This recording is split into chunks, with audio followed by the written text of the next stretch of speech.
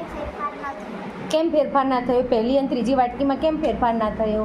કેમ કે પહેલી વાટકીમાં પાણી એટલું ચડતું હતું અને પહેલી વાટકીમાં હવા નહોતી અડતી અને બીજીમાં પાણી અને હવા બંને અડતું હતું એટલે તે ઊંઘી અને ત્રીજી વાટકીમાં પાણી કે હવા બંને ન મળતું. સરસ.